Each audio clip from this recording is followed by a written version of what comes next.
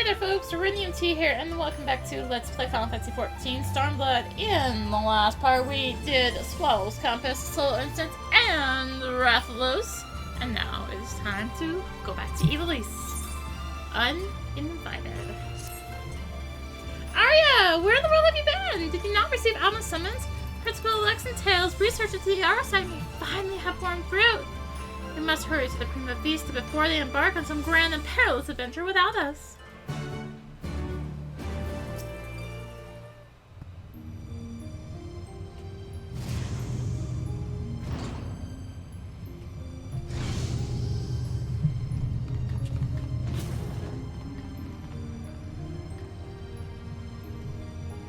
Arya, Lady Milrola, thank you for answering my summons. Master Garland was kind enough to send for an Archon from Charlie, and I thought it only right that you be present to hear her findings.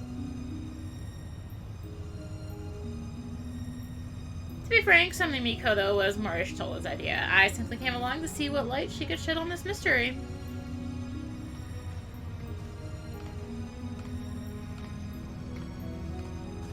I'm Mikoto of House, is that a J? House Jimba. There was a spot on my monitor right there. Of House Jimba, a Domin. Though my years in Charlian had made me a stranger here. You must be Arya Ariana, fabled liberator of men, slayer of false gods, warrior of light. I thought you'd be taller. Excuse me.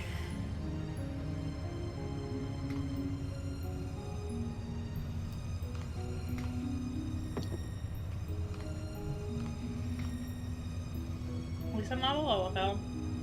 Let's speak of the crystal.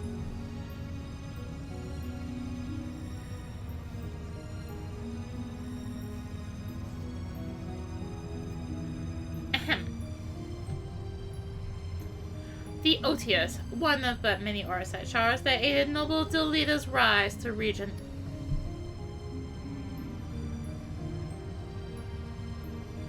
My apologies, the Odious is no ordinary crystal, even discounting its obvious historical importance. The specimen is more than a simple manifestation of elementally aspected energies. It is, rather, an ethereal lodestone whose facilitation of both the absorption and transmission of distinct frequency and RR-type harmonic vibrations has been observed to promote ethereal amplification. The resulting zero-harmonic disturbance allows for a highly unique eminence of CPRS waves that, instead of radiating outward with a determinate factor of dispersal, instead resonate inward at a frequency so lower, my estimates place the rate of VRT decay at upwards of several centuries. Though I must admit I lack sufficient varieties to complete a truly comprehensive graphical assessment. Well, that explanation may elicit admiring nods from your professor at the academy. It'll only earn you blank looks here. Take a deep breath and try again. This time in a language those of us without the echo might comprehend.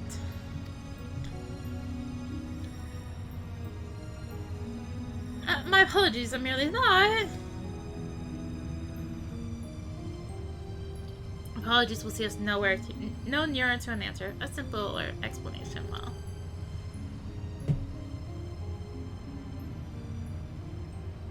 Simpler, right, Aether is not the only building block of all things material, but those immaterial as well.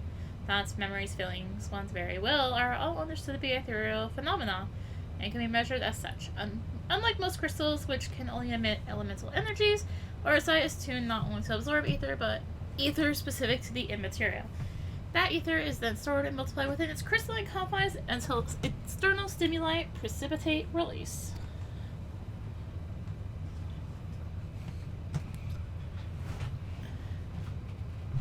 Try again. Under appropriate conditions, a strong will or desire can become imprinted upon the Orosite and stored unto fomentation, at which time the desire becomes manifest. Fomentation?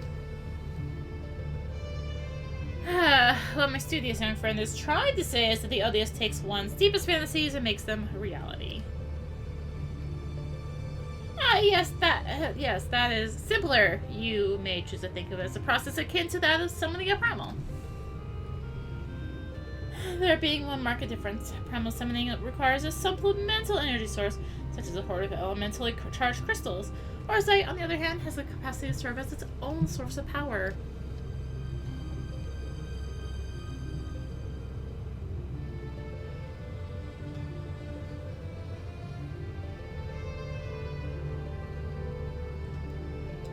We know from the Durai papers that Argath was never king of Ivalice.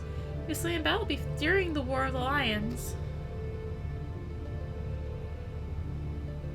Yet the Argath encountered during the recent expedition carried himself as if he had been crowned regent. I believe this was merely the Orsite in his possession, realizing his desire to rule. I am informed that he uttered the same words over and over again for the duration of the confrontation which unfolded. If that is the case, it's possible that it is not actually Argath who uttered them, but the Orsite itself. If the Durai papers are accurate, Argath was a weak and petty noble who believed that his blood entitled him to power. The Orsite took that belief and twisted it into the abomination Arya put to the fist. Fist.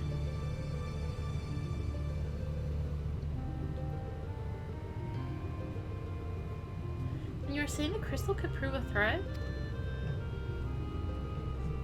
The Orsite Alma, and not necessarily. Ramses seemed to fare well enough. There is no record of the young regent being manipulated by the artifacts he gathered. In the hands of the just, the Orsite should prove harmless, even beneficial.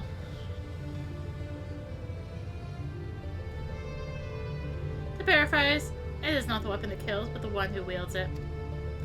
Now, where have I heard that before? Oh, yes, it was Emperor Galbus's justification for taking the marvels of magic and applying them to the manufacture of arms, where, after all, was the harm of it being was the harm if it allowed him to bring order to the three great continents. You draw an intriguing parallel, Master Garland. The properties of these crystals are so singular, I do begin to wonder if they, like magicite, are products of science and not nature. They were created by someone, too. By who? What man or person would even be capable of such a feat?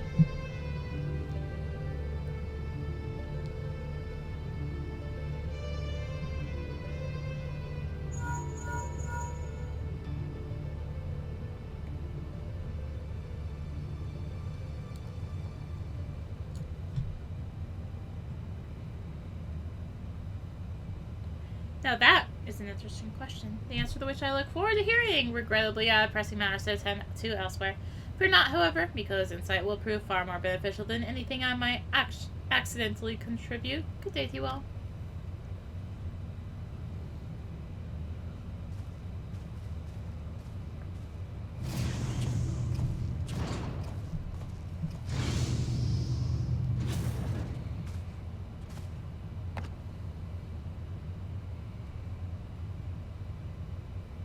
I don't understand is...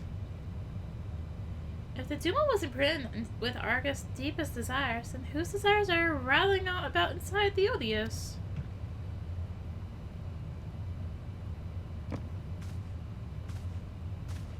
I asked the same question, and thus conducted a thorough inspection of the crystal upon my arrival. Results were inconclusive. Traces of ethereal activity were present, but to all intents and purposes, the vessel was empty. Empty? But what are the voices I heard? Voices? I heard nothing of the sort. The only voices you heard, Alma, were in your stubborn head. Ramza, why won't you... Shall we speak of voices, then? What of yours, Alma, our resident voice of the sun? You did not but question the wisdom of our research from the moment we left Garlemald. Would you put your petty words above our family's calling? No, I would never... You would never? Then why involve with gossip monger, goody two-shoes, and this flying mole?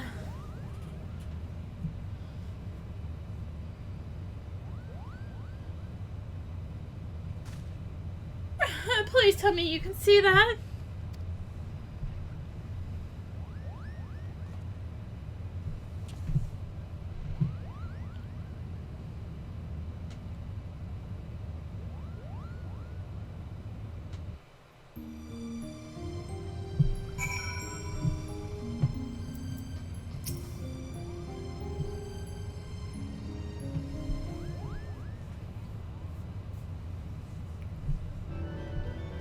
Guess I had to give us a little break in the cutscene there. Else they would have had to have a warning. Am I interrupting? Oh, please do go on. My acceptance into your fine troops ranks can wait until all have said their piece, Kupo. Guards, get this. Mont Blanc. The name is Mont Blanc. Denizen of Damascus Deserts, a seeker of thrills, adventurer extraordinaire. You may call me Mont Blanc, Kupo. Damascus has long been known as a melting pot for a myriad of cultures, where minor races such as the Sikh, the Bong, and the Viera might live in relative harmony with Hero, Elzen, and others. Yet there is no record of a permanent Mughal population. Not likely because we are neither permanent nor populous. My people are nomadic by nature, ever drawn to the elusive frontier and the freedom she promises, Kupo. Mughal? Of course I'm a Mughal, Kupo! You'd think the adorable wings and the fluffy palm would have given the way. Now about my admission to the Majestic. I will allow no such thing. The Majestic is the Empire's premier theater company. It will not sully its good name by granting refuge to a fluttering ball of fur. And furthermore, how in the world did this abomination bar the Prima Vista in the first place?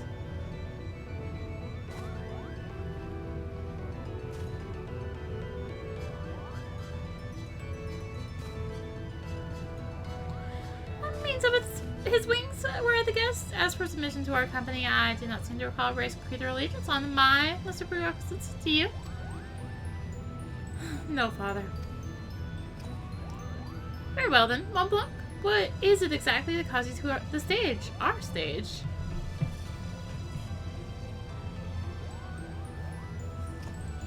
What else? The Zodiac Brave story, Kupo? Never have I witnessed something so amazing, so moving. Sitting, well, technically, hovering there in the audience as the story unfolded around me.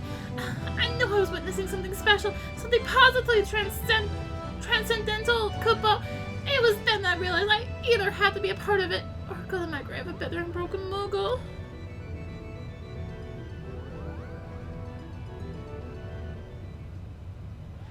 Was this realization before or after you simply had to become the realm's greatest marauder, Kupo?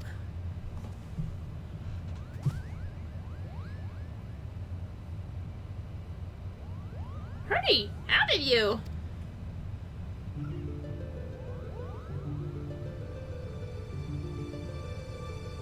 Perhaps you'd have more success at running away if you didn't reveal your grand designs to every other fool you happen to meet, Kupo.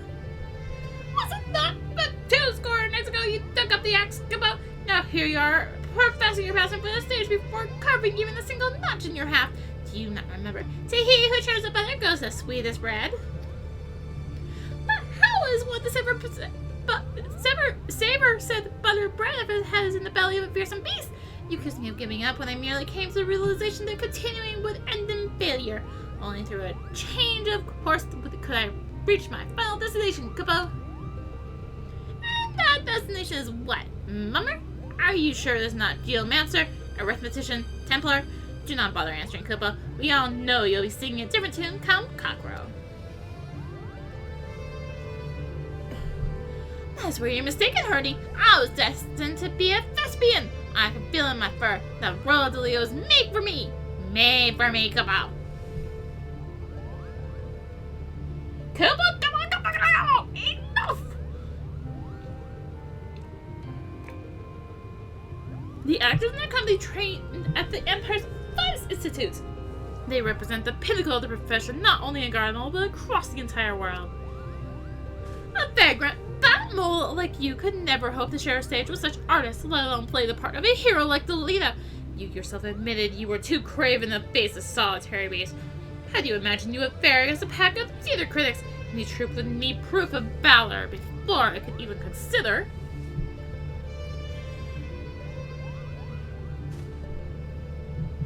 Craven, call me a cheat and call me a cur, but do not, sir, call me a craven. I accept your challenge, Slabo. One foul beast by my own hand, and the Majestic Theater Company will accept me into its ranks. Kupo. Wait, I should know such. You are all here witnesses, Kupo. When I return with the head of a terrible beast in my gore-stained hands, you will be honor-bound to welcome me, Mont Blanc the Mummer, into the fabled ranks of the Majestic. Good day. Wonderful. What do we need to do now? What do we do? We do nothing. That Batmole wishes to throw himself on the horns of Stampeding Zone. I will not stand in his way. I believe the proper term of derogation is molebat. Or derogation is molebat. And I should warn you, Mongols do not take kindly to those who use it. Why must you always put yourself above others, brother? Did you learn nothing from Argus' wretched example? Mont Blanc would never have set off on this fool's errand had he not made the challenge. If anything befalls my brother, his blood will be on your hands. Arya, you're the only one among us capable of locating Mont Blanc and preventing disaster. On behalf of my brother, I beg your assistance. I thought I was here for a raid, not Moogle chasing.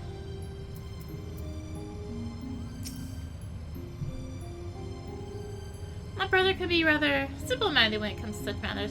Thank you to impress the Warrior of Light and her companions. Mont Blanc would likely choose the scene of your recent exploits to prove his worth, meeting Rabanastre, if I am not mistaken. Pardon my language, but that Ramza really is an incurable little prick, is he not? How dare you speak to a sister in the Moogle in that manner? I couldn't decide which was worse, the things he said, or the way the principal sat back and let him say that. But I suppose it's none of our concern. For now, let's concentrate on the task at hand. Find that Moogle before he does something we'll all regret. Let's say we start nearby. Pier 2, perhaps? Ay. Hello. The Falcon Porter tells us that he set a traveling blacksmith away to Yamsha, not a Belpass. And why would that be of interest to us, you ask? Because the said peddler of iron and steel was seen to be carrying a bag stuffed to the brim with, and I quote, albino mole fur and purple bat wings. Albino, not albino. Albino. Mont Blanc! Not that we look like that, Kupo. The quickest route to Damascus is via the One River and its western tributaries. If Mont Blanc is bound for Rabanastre, he will seek passage from the Glittering Basin. So, where are we heading? I guess the Doman Enclave. Oh, yeah. I think I'm gonna summon my Chocobo. And, prepare. So this used to be a rite of passage to, getting into the raid. And I may have totally blocked it out from my memory.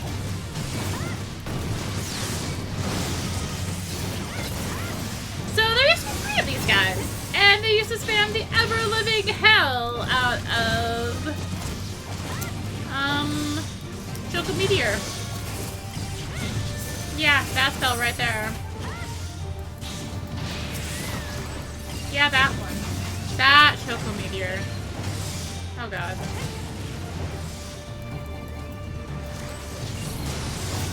They still spam it. But there used to be 3 of them. So, yeah. Yeah, this was really freaking hard when this first came out until I think Shadowbringers came out. Yeah. Yeah, I may have died on that, originally, when I first did it. Mont Blanc, what were you thinking? Have you any idea what you put your brother through? He has been worried sick. Both 30 Ramza were right all along. I'm a failure, a flop, a failing, flopping, foppage, a failure. Come on, how could I play part of a hero if I cannot even ruffle the feathers of a single measly bird? The audience would see right through me like the spineless jellyfish I am. Now wait, Mont Blanc. Not everyone could be a hero. Not even most heroes. Yes, the bard sing of the man who deals the final blow. But what of his cadre of loyal companions? Do you think Delia would unite Ivalice on his own? Do you think Arya here was alone when she liberated Alamigo? Not all wars are won on the front line.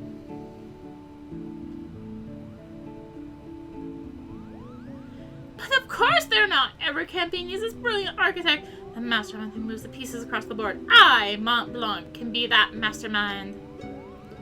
That was quick.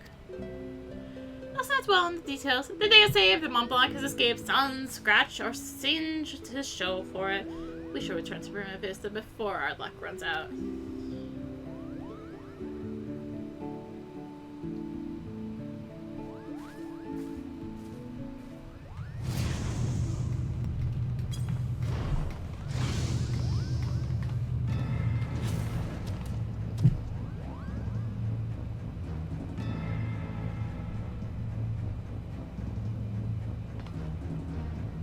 Please, the ship is a place of peace. Release my sister or you will answer to me.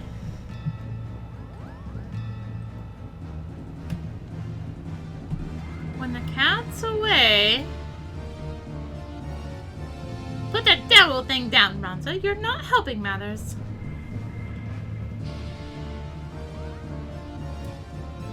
We have no quarrel with you or yours. We only seek in finding our leader, Bagamnon. You seek our help? You who threatened to kill my father? You who stole his work and made fools of us all? Never! Silence, Ramza. They have Alma. We will hear what they have to say. As I said, we have no quarrel with you. We only did what was necessary to secure an audience. We surrender our weapons not for your journal as an act of good faith.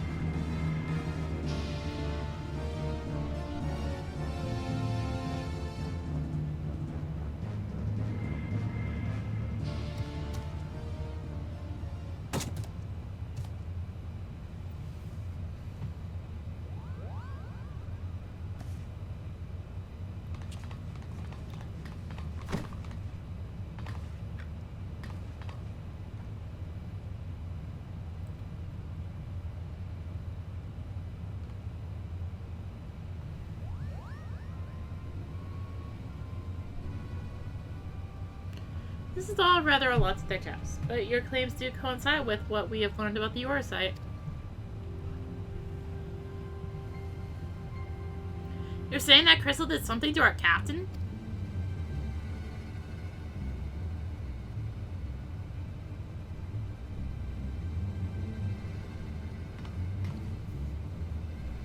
After being emptied of Argus will, the Duma sought that of another to sate its appetite for ether.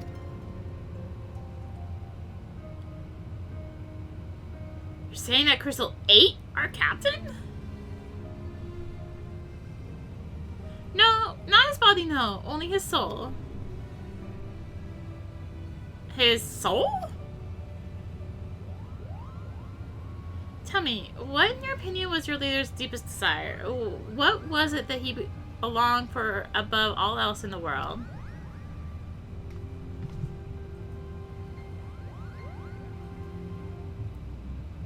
Why waste your breath reasoning with these lizards? They showed themselves for the beast they are when they put a knife to your throat. First mole bats, now lizards. This one's telling us pure poison.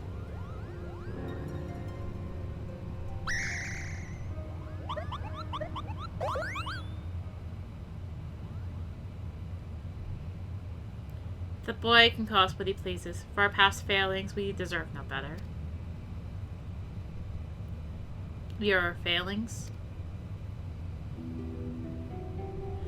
30 summers have come and gone, yet not a night goes by that I do not wake and sweat at the memory. We were fusiliers in the Damascus army, stationed in the royal stronghold of Nalbina. Nalbina fortress was reputed to be impenetrable. Its fall to the 4th Legion proved its turning point in the Imperial campaign, dealing a crushing blow to Damascus morale and ultimately marking the beginning of the kingdom's end.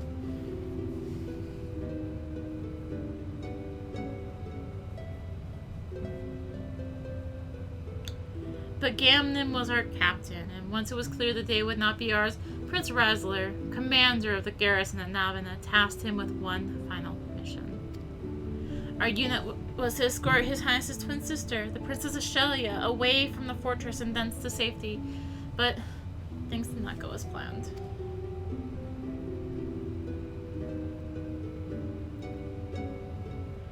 I still remember the words she uttered as she lay dying in the captain's arms, but a stone's throw away from where the Garam Scythe waterway drains into the sea. Even as the fog of death descended upon her, she smiled and told us, the very people who had failed her to survive for as long as even a single Damascus stood, our nation would never truly perish.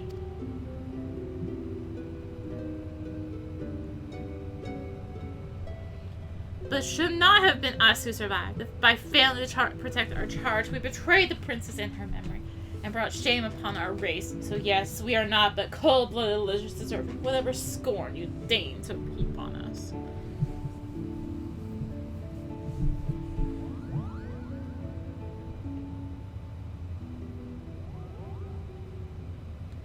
I think we may safely assume a deep-seated hatred towards the invaders of his homeland, coupled with self-loathing, born from a sense of powerlessness.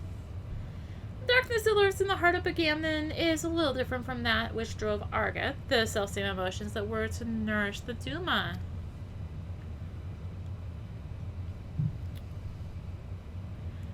Stop being riddles, Charlatan. She's saying your brave captain will eventually turn into a monster, or rather, more of one. Garlean lies! What they say is true. If we do not find Agamemnon and the Duma soon, none of us are safe, present company included. You have any idea where he might have gone? Any at all?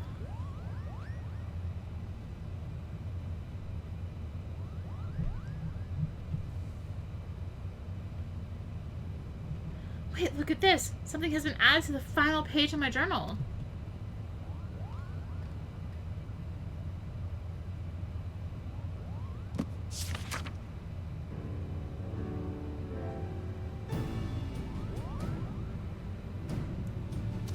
The captain must have put it there, only he had access to it until we found it in the pack he left behind, that is. Is this Damascus? Indeed it is! It says Rita Ramna. The lighthouse? Why would he write that in the old man's journal, no less?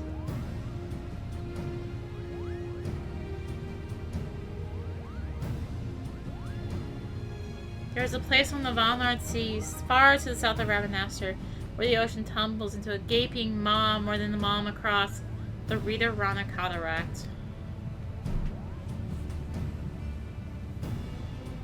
Legend would have us believe it is the entrance to the hell of water.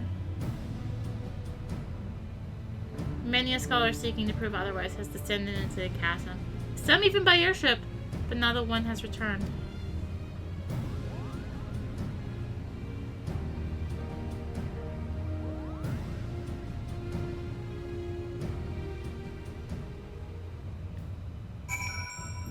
Oh, we had to have a little break because we don't want that cutscene to get too long, right? Oh, I guess the more they end the quest. I must admit to knowing little of Ridorana save that which Lady Mikoto shared with us before we expend valuable time and resources traveling to so remote a place. Must review my notes and see if there's any mention of the Abyss. We shall send it for you as soon as we learn aught of interest. My power, my pleasure, my pain. Ridorana is proving to be quite the enigma. With every answer comes countless new questions. This may take longer than I expected. But you are doubtless eager to know why I requested your presence. Our resident dramaturg mentioned there was something he wished to ask of you. As my work here is far from complete, I wondered if you might not indulge the man while you wait.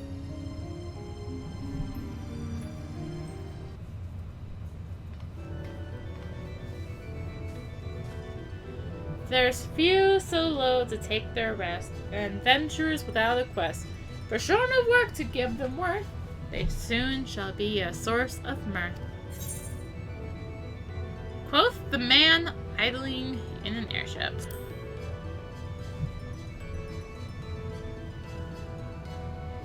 Touché! I shall leave you to your devices then.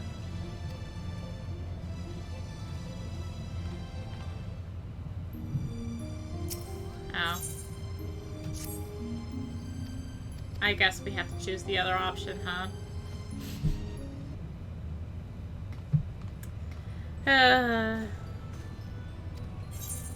Adventure will find me in time.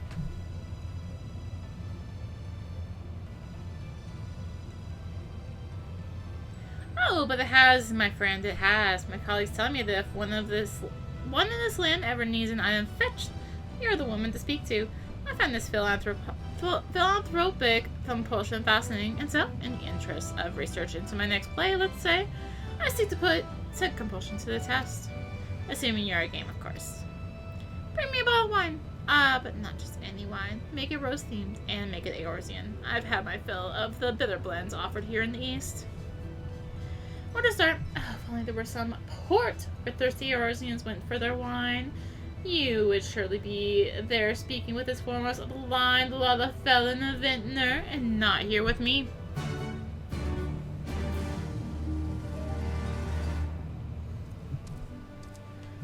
Soy and spice sprinkled with a subtle soup zone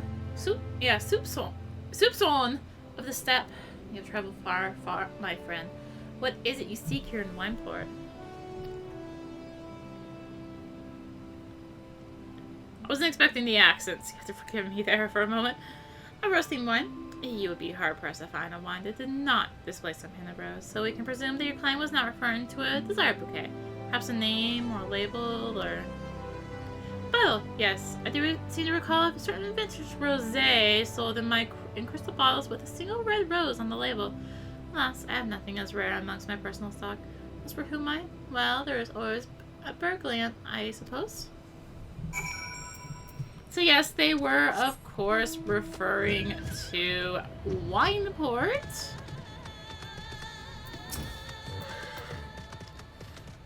Only an uncontrolled fool would select the wine-based Solion's bottle. As it happens, however, said fool will be undeservingly rewarded with one of Vilbrun's best wines were he to select the vintage. Sud Viange. Not that your client would have the palate to properly appreciate its depth and complexity. But let us dispense with the pretense. You are the fool in question, and do not just bother to deny it. A fool who has aimed too high. One of your standing could have lived 1,000 lifetimes and still not amass the wealth required to purchase even an empty bottle. Well, price is no object, is it?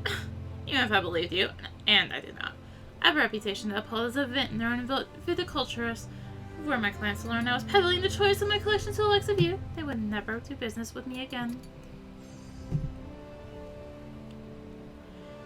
Alright, just to see the back of you, I shall do you the kindness of directing your steps onto one who might take pity on your plight, assuming he does not find amusement in it. Master Gigi Ruju of Kilsadissel, but do not tell him I sent you. I gotta say, I did not remember all this nonsense. I remember the Chocobos, and that was like all I remembered of all this bit here. But of course, to be fair, the Chocobos were rather memorable.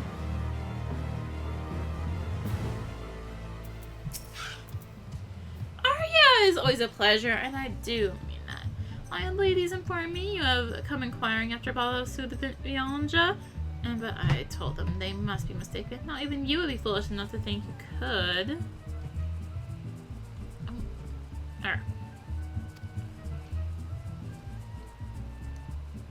Oh, you are serious? You do realize one could purchase an entire estate and miss for the price of a single bottle, or 5 estates for the price of 5 bottles, which happens to be a number of bottles of Sud Viange I have in my collection. Now, I am not an unreasonable man. Let none say the venerable Gigi Ruju does not value a friendship as deep as the one you and I have forged. So in my boundless generosity, I offer you the opportunity for a trade. A bottle of vintage Sud Viange for a mere magnum of fine Damascus. Never heard of this stuff, and I thought I were talking to a fellow connoisseur. I pay for a vintner back in Wineport who will have to educate you. Until then, my friend, the offer stands. Yeah, I think I blocked out everything after the Chocobos. First with Bianja, now the mask and wine. Might interest you in the aged little mints and red instead? No, I thought not. Well, then you have your work cut out for you. There was a time that mask and wine was fairly easy to procure, even here in Vilbrand, but that was before the Empire raised the bat. Better part of the kingdom, vineyards and all. If there were any surviving bottles, it would be those that were exported before the Imperial invasion. Over 30 summers passed, but I've not encountered any in a decade or more, even at auction or in private hands.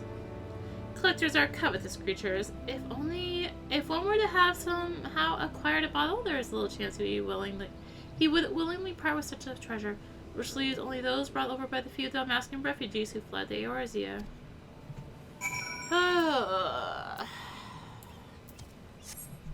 Well, let us go south, I guess. How did I miss the stairs? Can't sleep. They won't let me. The midgets won't let me. They buzz and they scream. Come on, buddy.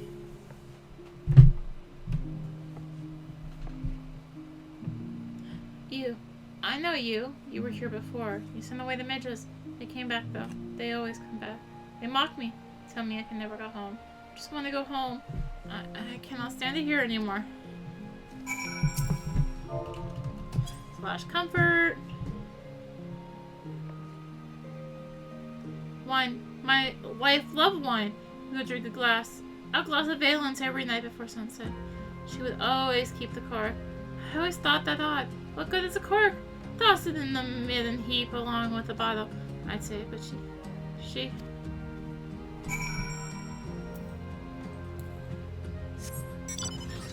Alright, so nearby, there is a discarded bottle. Though you find several empty wine bottles among the rubbish, one in particular calls out to you. Take it to Shamani Lamani to confirm his origin.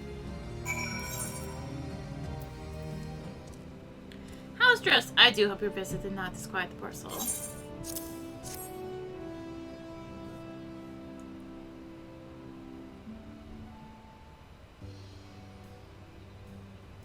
So you brought me an empty bottle. But what is this? A cork remains in place. That is most fortunate. If an adequate seal was made, there may still be traces of wine within. May I?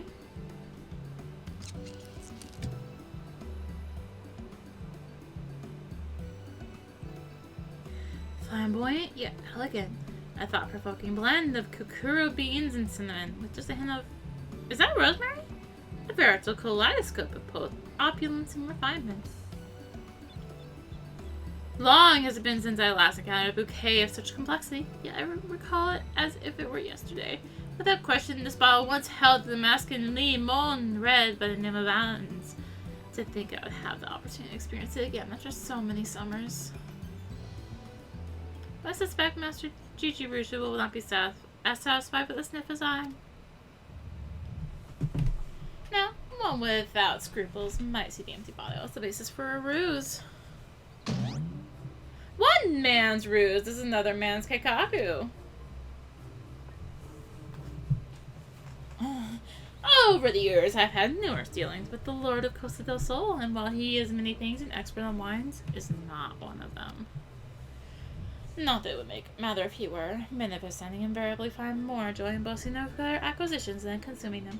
In all likelihood, Master Gigi Ruju will never even open the bottle, rendering the provenance of its contents practically irrelevant. But where are my manners? These stories back to western climes always bring out the barbarian in me. It's a pleasure, Arya, unless you wonder at my presence here. My employers see a promise in the Hingan for wide trade, and desire the establishment of a viable route twixt east and west. I am come to see their plan to fruition. But returning to your dilemma, I believe that I may be of assistance. I just so happen to have on my person several sample bottles of Hingan wine made with grapes similar to those once found in Damascus. For a close acquaintance, I would be more than willing to part with one that she might fill with her empty vessel. That would be unjust. As a maker of wine, I cannot allow it. Master Gigi Brewster has chosen more of his clients than we can count. How do you think the man amassed his fortune? By playing fair? Would that the world were thus. But I am here to tell you it is not. So it is decided then. We shall employ the sea as our morally justified means to a happy end. Wait! This is a fool's errand!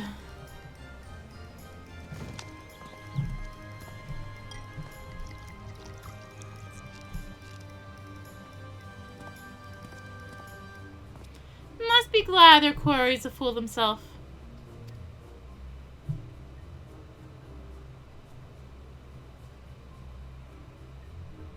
Now, if you will excuse me, I must go and tell the gentle citizens of Lamport why they should be drinking Hingen. Good day.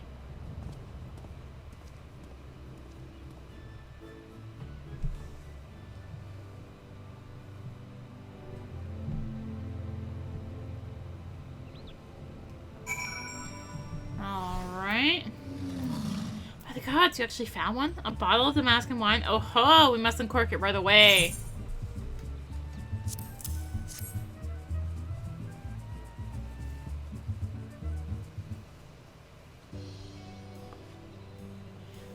Yes, a lush bouquet of herbaceous dignification coupled with present undertones and so forth.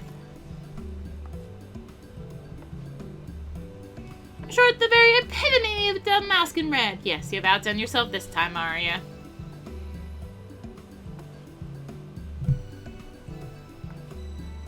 And a promise is a promise. Ladies, the bottle of Sumbianja, if you please.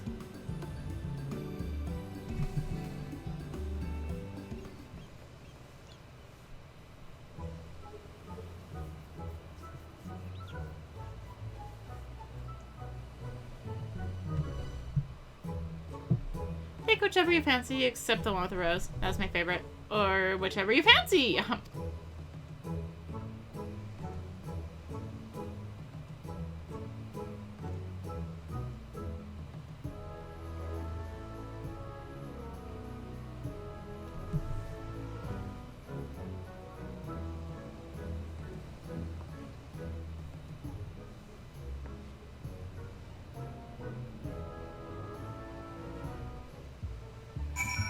Oh my gosh. Back to the Prima Vista finally. They say a rose is a rose is a rose. So tell me, adventurer, is that a rose in your pocket or are you simply here for small talk?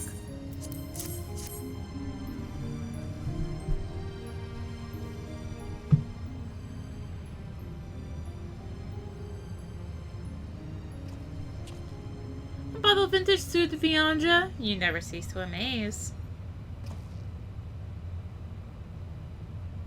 Well, what is most amazing is your impeccable sense of timing. Today marks the 12th anniversary of the day I met my dear wife. And there was one thing she loved more than wine. It was roses. If only she were here today, too.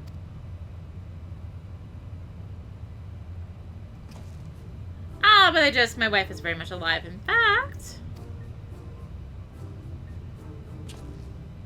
she's been here with us all along, darling. Would you care to join us?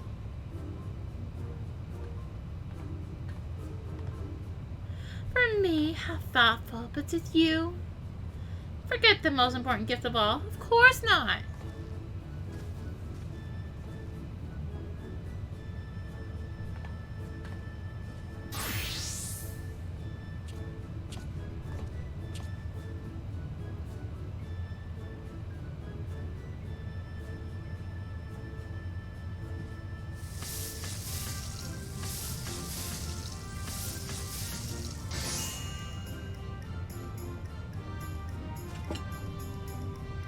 Bacon bread! The perfect companion to a perfect wine. For my perfect companion.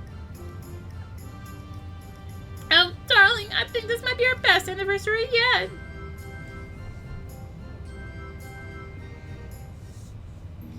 Oy. That played out better than I imagined. I suppose I have you to thank, adventure. Though it was the bacon bread that sealed the...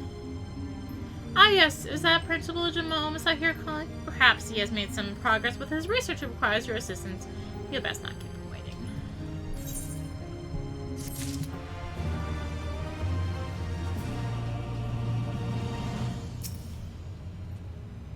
Hope these past few turns of the sun have proved as productive for you as they have for us. We have much to share. Desire.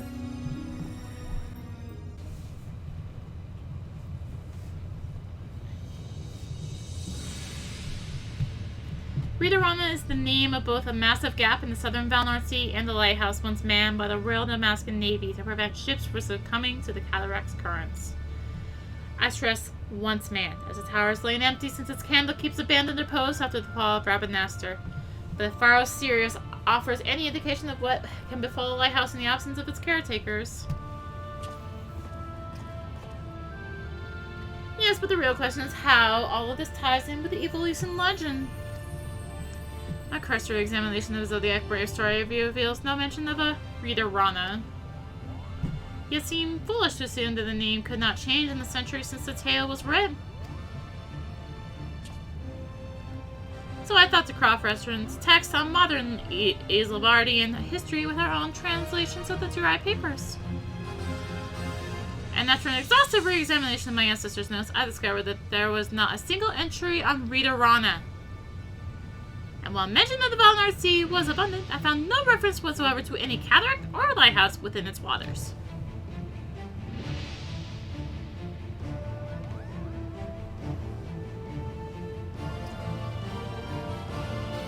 Rob's discovery prompted me to examine the mystery from a different perspective. Well, if there were no mystery at all, what if, at the time of Delita's rise, the chasm did not yet exist? There's more, but only a visit to the lighthouse will enable us to confirm our theories with any certainty.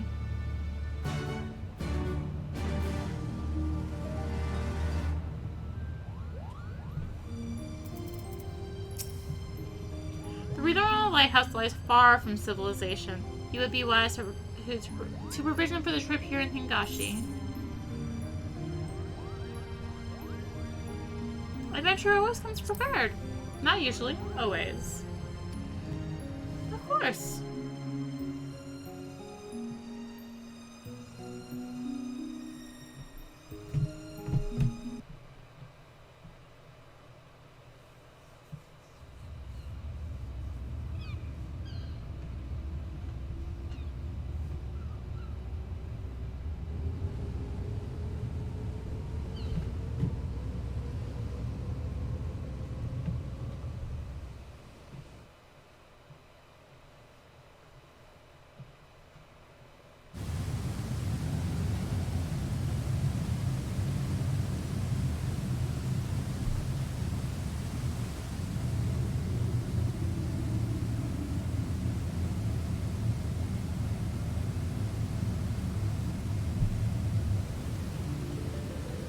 The Ridarana Lighthouse.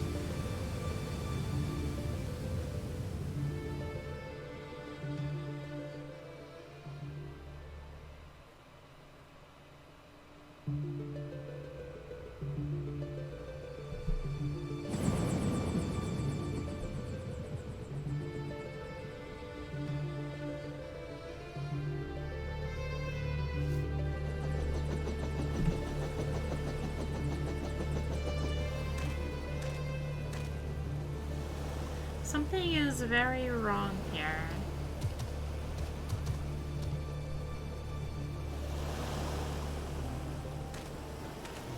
Mayhap it is best we split our fellowship into two parties. One to delve into the tower steps and one to observe from afar. As acting expedition sub-leader, I appoint you captain of the first. You may use the spyglass to aid in your search for the missing lizard.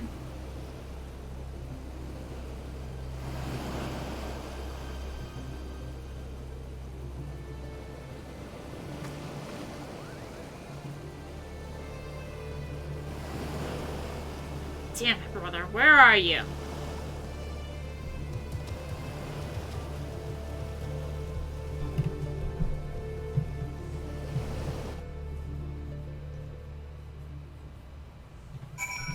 Alright. So where is our search box? There is our search spot.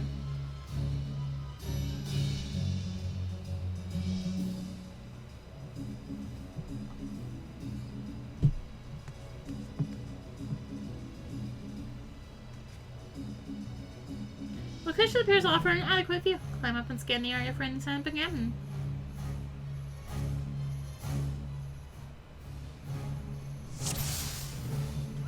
Alright, how far can we go?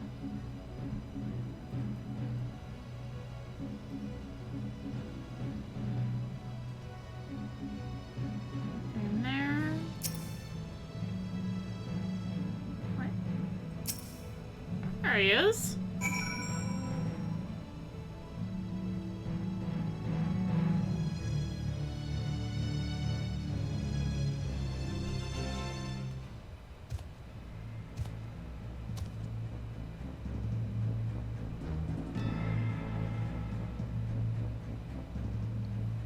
You found him. Let me see.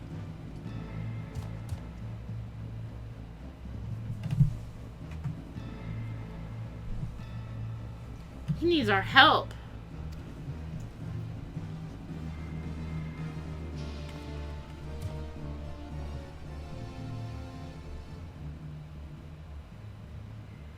Prince Wrestler, Princess Ashelia, I know you cannot forgive me.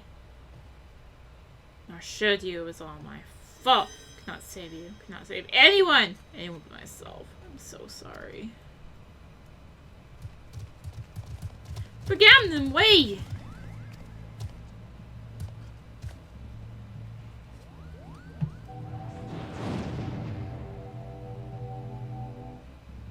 Traitors! Have you no pride? You are the very man who laid waste to our homeland. You are mistaken, brother. There are no Imperials here. We've come to help.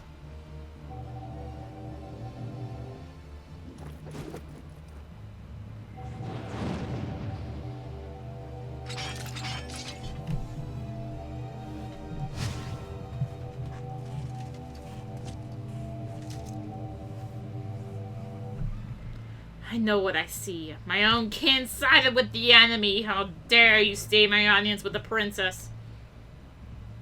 The Duma!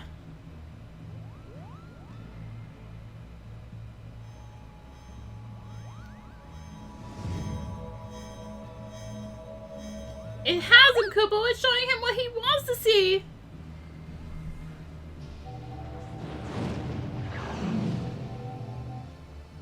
Witch! Murderess!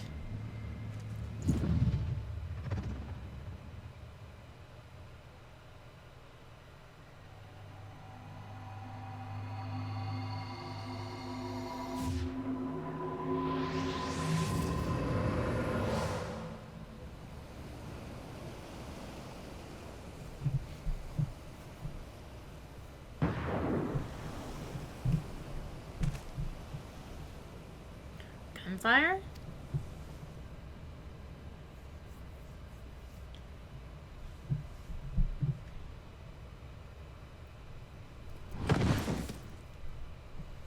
But Gamnon!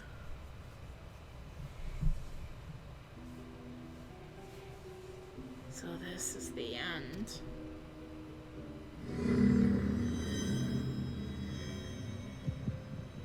Recite the words, satisfy the covenant.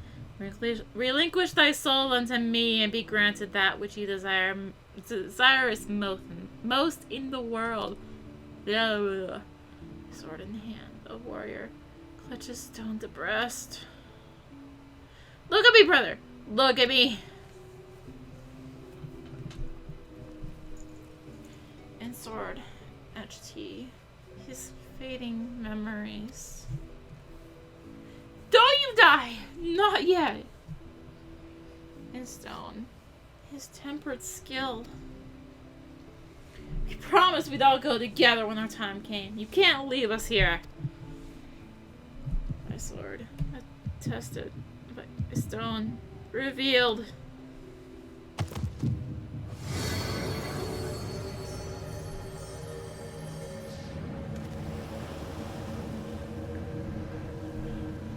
Where have I seen it before? Oh no.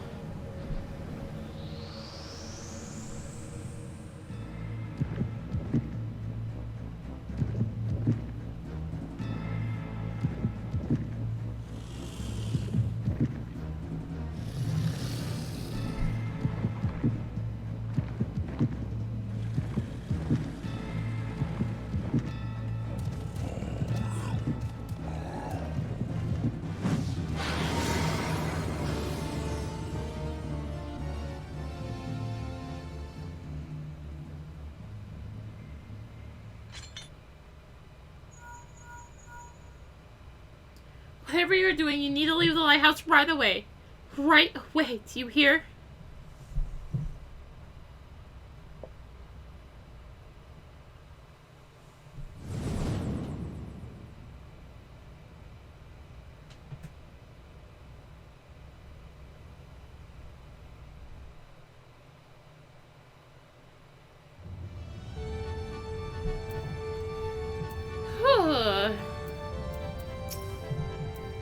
is as we feared then, but Gamnon's soul is lost.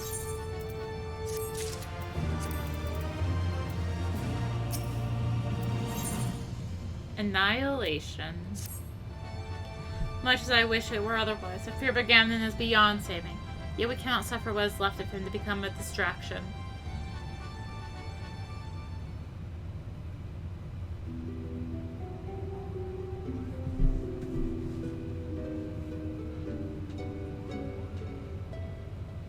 Father, is it now not the time to abandon this quest? We are meddling with forces beyond.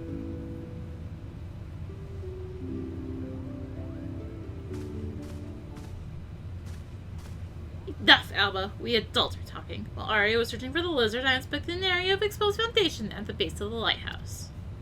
And?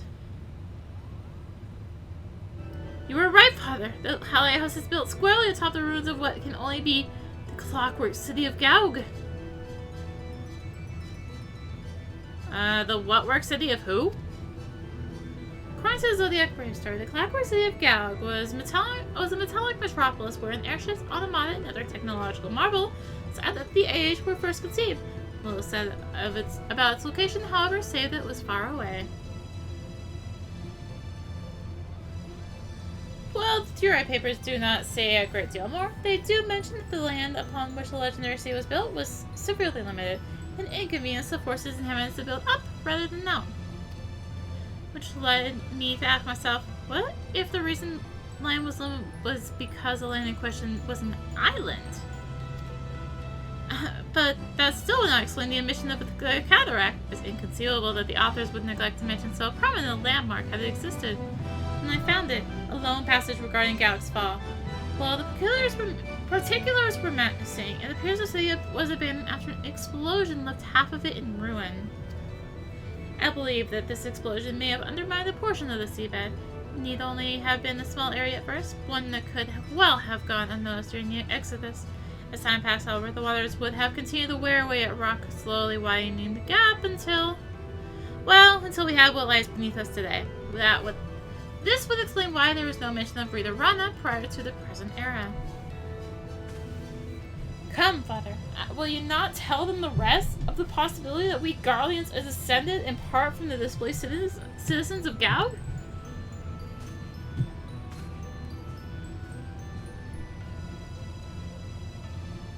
It would explain how the Empire was able to forge its armies of iron even before the discovery and application of elegant technology.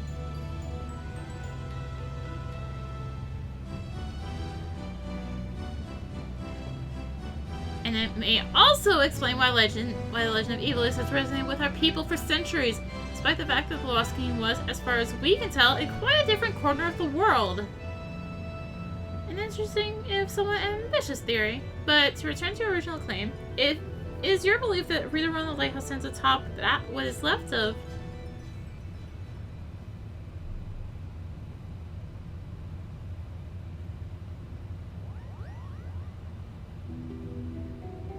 That necklace! Where did you get it, girl?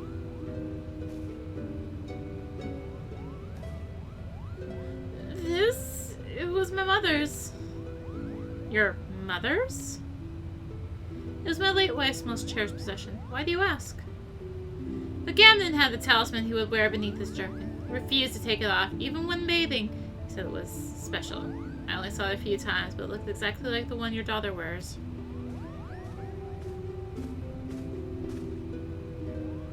And? What are you implying, lizard? That my sister stole it? Or my late mother?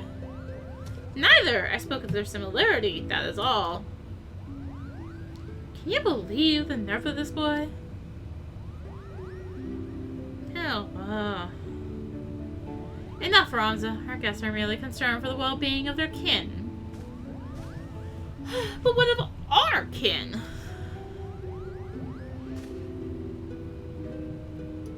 What of them, Ramza? Do you imagine our kin to be better than theirs in some way? Or anyone else's for that matter? I apologize, Father.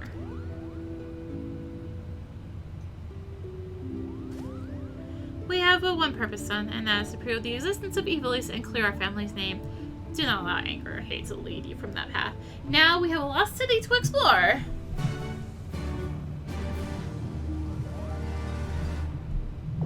The Reader Rana Lighthouse is now accessible. However, holy heck, this took about 30 minutes longer than I thought it would. So, next time we will go ahead and do Reader Rana Lighthouse. So, thank you for watching. If you enjoyed the video, consider liking, commenting, and or subscribing. If you really enjoyed it, consider supporting the channel. All support greatly helps her keep being content like this and more. You can find the links for that in the description, along with links to me on social media. So thank you again for watching, and until next time, let me up! This is rinimt, signing out. Bye! I'm waving, even though you can't see me!